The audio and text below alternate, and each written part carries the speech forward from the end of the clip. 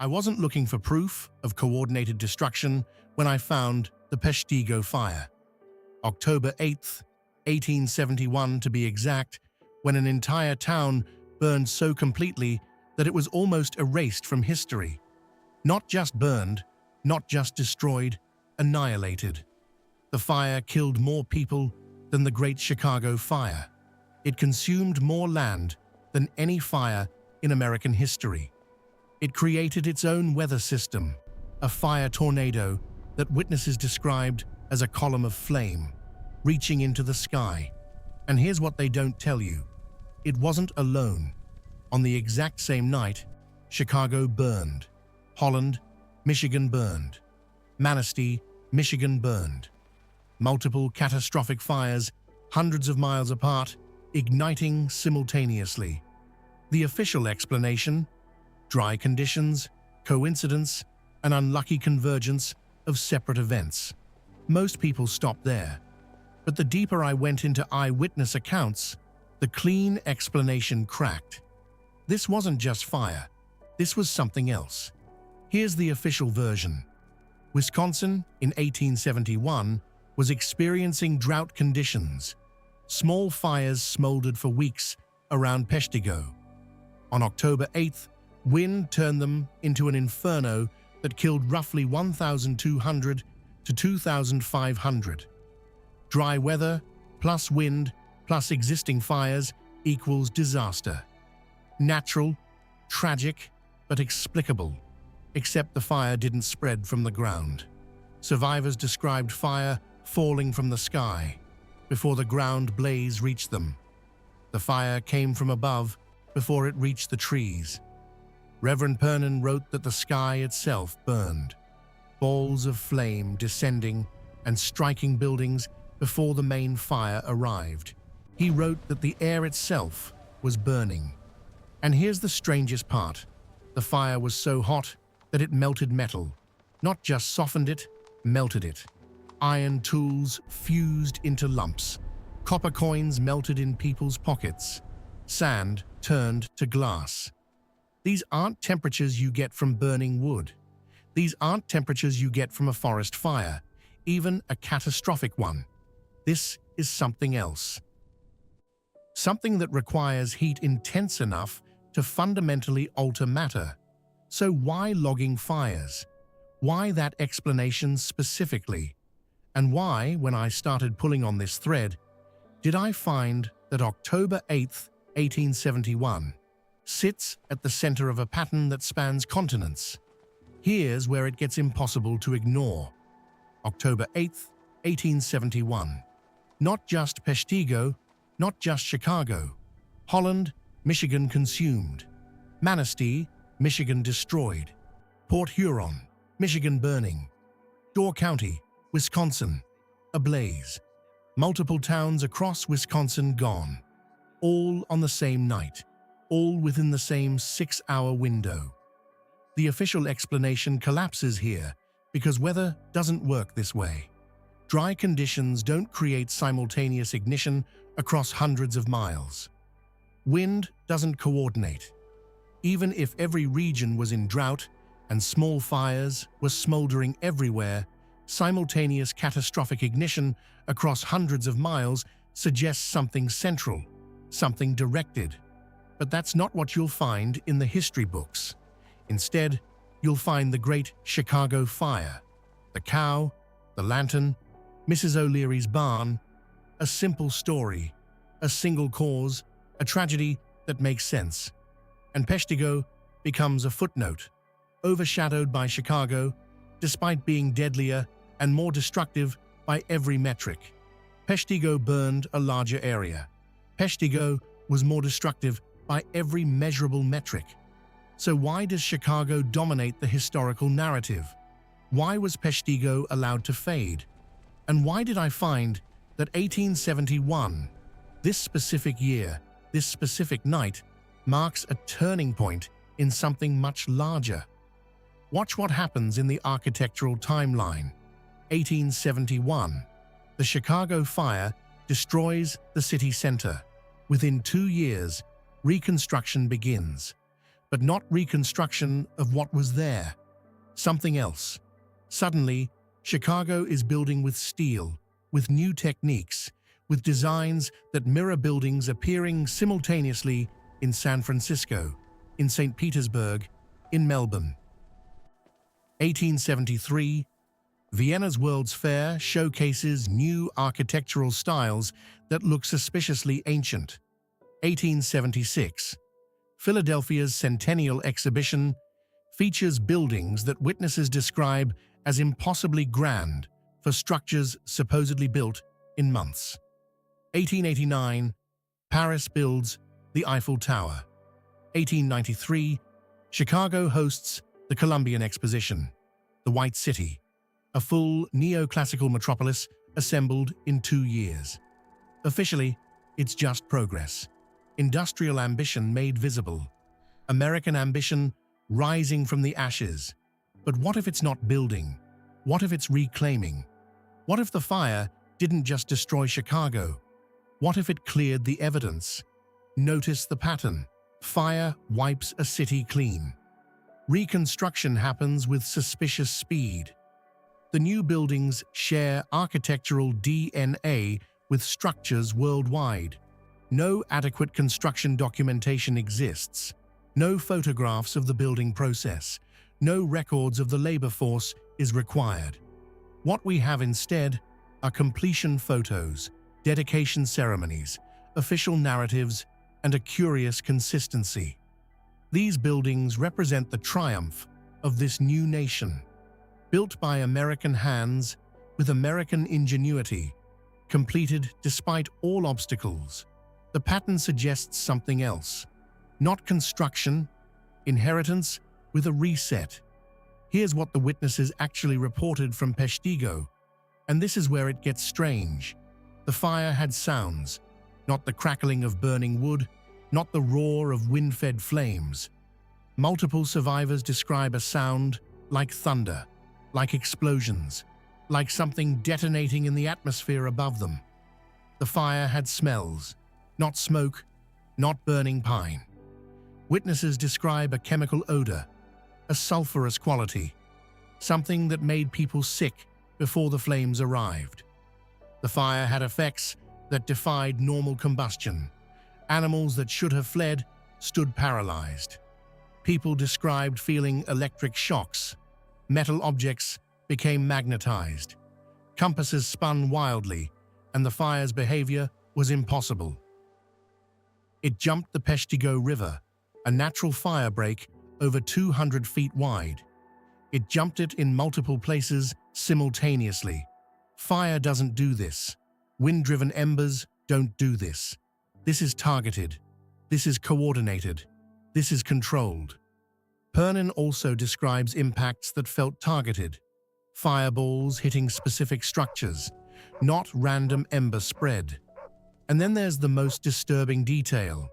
Some of the bodies weren't burned. They were incinerated, reduced to ash so fine that in some cases only teeth remained. That's not a forest fire. That's not even an urban conflagration. That's heat approaching crematorium levels. Sustained intense heat that doesn't occur naturally in open-air combustion. Here's the reading the textbooks avoid. Pre-1871. Tartarian infrastructure still exists across North America.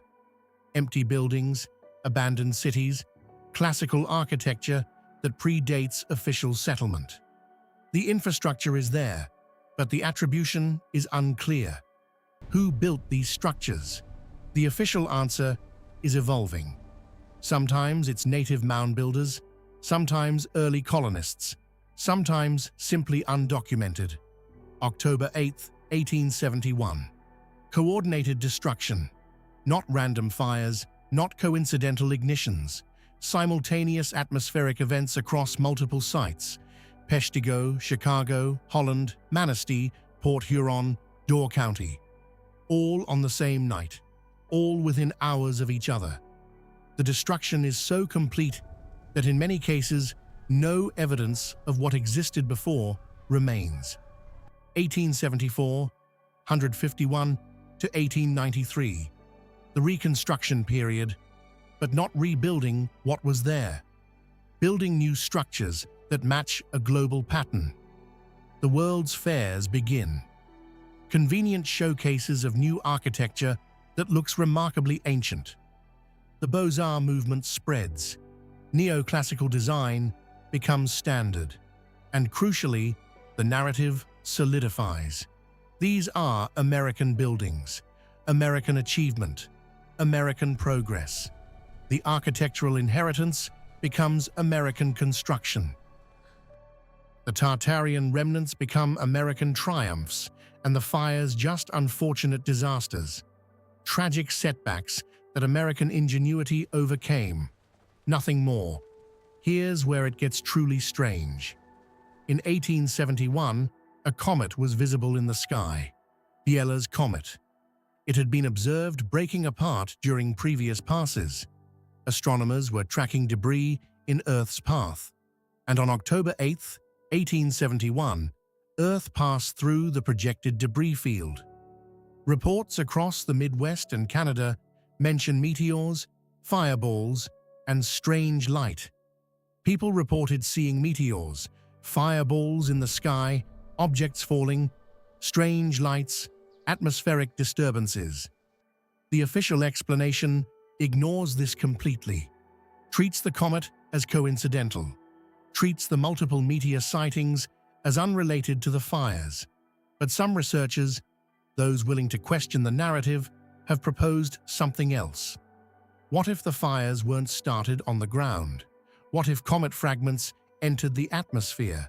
What if the objects people saw falling were real? What if the balls of fire Father Pernin described weren't embers, but something from above? The heat would explain the melted metal.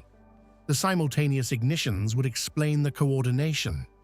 The atmospheric effects would explain the sounds, the smells, the electromagnetic disturbances. But that explanation requires us to accept something uncomfortable, that the fires were not preventable, not random bad luck, not human error, that they were targeted, deliberate, a coordinated strike using celestial events as cover. Here's the question that haunts me. Why Peshtigo? It wasn't a major city, wasn't a center of power or commerce. It was a logging town, small, remote, insignificant by most measures. But what if it wasn't empty? What if Peshtigo sat on Tartarian infrastructure? What if there were buildings there, old buildings, unexplained buildings that needed to be removed? Look at the pattern of destruction. Chicago gets the attention. Chicago gets rebuilt. Chicago becomes the example of American resilience. But Peshtigo is so thoroughly destroyed that almost nothing remains. No adequate photographic record of what existed before. No surveys, no architectural documentation. The town is rebuilt, but in a completely different location. The original site is largely abandoned. And here's what that means. Whatever was there is gone completely, permanently. No evidence to investigate, no ruins to excavate, no questions to ask. Just a tragic fire that everyone agrees to forget. Look at the architectural aftermath. The buildings that appear after 1871 in Chicago and across the Midwest share something. They're not just similar in style, they're identical in technique. The same stone cutting methods, the same proportions, the same details that appear in St. Petersburg, in Paris, in cities across the former Tartarian territories. Official history blames pattern books and Beaux-Arts training. But that asks you to believe the same details and techniques appeared everywhere at once, on timelines even modern engineers call unrealistic. What if they didn't build them? What if the fires cleared the sides? What if the reconstruction was really just renovation? Renovating old Tartarian structures, adding plaques, writing origin stories. That explains the speed, the uniformity, and the missing construction photos. It wasn't construction, It was relabeling. Back to Peshtigo, with fresh eyes. The official explanation, logging fires plus wind, serves a specific purpose. It provides a natural, localized, non-threatening answer. It requires no further investigation. It implies no larger pattern. It allows Chicago to dominate the narrative. But the evidence suggests something much larger. Multiple witnesses described the fire as unnatural, described balls of flame falling from above, described heat that shouldn't exist in forest fires, described coordinated destruction across hundreds of miles, described electromagnetic effects, atmospheric disturbances, sounds that suggested something beyond simple combustion. What if Peshtigo wasn't concealing a logging accident? What if it was concealing targeted destruction? Consider what a controlled demolition of Tartarian sites would look like. You'd need something that destroys completely, something that leaves no ruins to investigate, something that can be attributed to natural causes. Fire does this, especially fire hot enough to turn metal to liquid and evidence to ash. And if a comet pass and meteor activity provide cover, even better, the signature looks natural on paper. The atmospheric signature would be massive, but attributable to space debris. The simultaneous ignitions would be explained by falling fragments. The intensity would be blamed on cosmic materials. All natural, all unfortunate, all requiring no investigation into human causation. Peshtigo wasn't evidence of Tartaria's existence. It was evidence of Tartaria's erasure. And the logging fire explanation, the drought, the wind, the coincidental timing, wasn't wrong. It was incomplete, a partial truth designed to obscure the full picture. I can't prove this, not definitively. The evidence was consumed in the fires. The town was relocated. The victims were buried in mass graves with little documentation. Official history has an answer for everything, even if those answers require us to believe that multiple catastrophic fires started independently on the exact same night across hundreds of miles. But I can ask questions. Why did the fires happen simultaneously? Why was Peshtigo so thoroughly destroyed that almost no pre-fire documentation exists? Where are the construction photographs of the post-fire rebuilding? Why does post-1871 architecture across America match global patterns? Why was the White City destroyed after the 1893 fair? Why are there so few records of what the fair buildings actually contained? Why do witnesses describe the fair structures as feeling ancient, permanent, impossible for temporary construction? Why did the official narrative shift so quickly from tragic disaster to opportunity for progress? Why was Peshtigo allowed to be forgotten while Chicago became the symbol? And why, this is the question that keeps me up at night, why is there such resistance to investigating these questions? Such hostility to the idea that our architectural timeline might be incomplete? The deeper I go, the more the official narrative looks like a construction itself. Not a lie exactly, but a careful arrangement of partial truths, a story designed to satisfy without revealing. The fires happened. That's documented. Multiple towns burned on the same night. That's documented. Post-fire architecture shares impossible uniformity with global structures. That's photographed, measured, standing right in front of us. What's not documented is the connection, the why, the how. And maybe that's intentional. Maybe the fires weren't just destructive. Maybe they were constructive, constructing a new narrative. Constructing a new narrative. American ownership of infrastructure that may have predated settlement. A timeline that doesn't need origins. Burn the evidence, rebuild the attribution, rewrite the history. And if anyone questions it, Point to the tragedy. Point to the resilience. Point to the achievement. Look what we built from nothing. Look how we rose from the ashes. Look at American progress. Except it explains too much. The simultaneous fires, the coordinated timing, the architectural uniformity, the missing documentation, the deliberate destruction of the White City. It explains why Peshtigo was forgotten. Because Peshtigo was too complete, too thorough, too obvious. Better to focus on Chicago. Better to create a simple narrative around a cow and a lantern.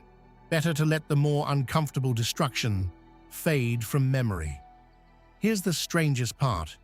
If Tartarian infrastructure existed across North America, if these buildings predated official settlement, where did the people go?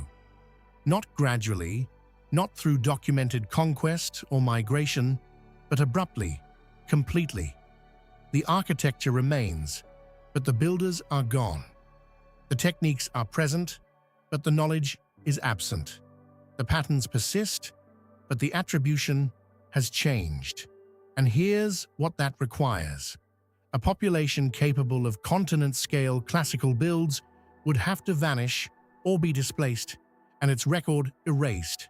Memory, techniques, timelines. Then the infrastructure reattributed to whoever came next. State governments, federal authorities, academic institutions, architectural societies, everyone repeating the same line. These are American buildings, late 19th century, products of progress. Nothing to investigate. The silence is deafening. No archaeological interest in what existed before the fires. No investigation into why the architecture matches global patterns. No questioning of construction timelines that modern engineers call impossible. Instead, immediate consensus that these buildings are exactly what the plaques say they are. Back to October 8th, 1871. One final time. The sky was full of meteors. Multiple towns burned simultaneously. Witnesses described fire falling from above, erasure in the flames, then fast rebuilds with global uniformity. World's fairs display new cities that look ancient. Then the best structures are demolished after the crowds leave and the narrative locks in. This is American achievement, American progress, American construction, built from nothing in record time. But what if it wasn't built? What if October 8th, 1871 was a coordinated reset? What if the fires were the mechanism for clearing Tartarian evidence? What if the Comet Pass provided the cover? What if the reconstruction was really inheritance? What if the world's fairs were the attribution ceremony? What if we're living in reclaimed cities, walking through buildings we didn't build, following narratives written to hide older truths? I started this investigation looking for an explanation of coordinated fires. I found evidence of coordinated erasure. A night when something ended and something else began. When cities burned. When history was rewritten. When questions stopped being asked. Was Tartaria a unified civilization? A technological society? A global network? I don't know. The evidence burned in 1871. Did it collapse that night? Did the fires mark its final erasure? Did atmospheric events provide cover while American expansion claimed the empty infrastructure? Maybe the timeline fits. Maybe it doesn't. Maybe drought caused it. Maybe the rebuilds were real. Maybe the White City was temporary. Maybe. Or maybe I'm seeing patterns where none exist. But I can't shake the feeling that October 8th, 1871 wasn't a tragedy. It was a transition. A moment when one civilization's remnants became another's triumph. Attribution replaced investigation. Official history replaced uncomfortable questions. The architecture stayed. Stone doesn't lie. Classical facades, impossible domes, global coordination. It's all still standing. waiting for someone to ask the right questions. The fire happened on October 8th, 1871. The sky rained flame. Towns burned completely. And when the smoke cleared, the buildings that rose were called American.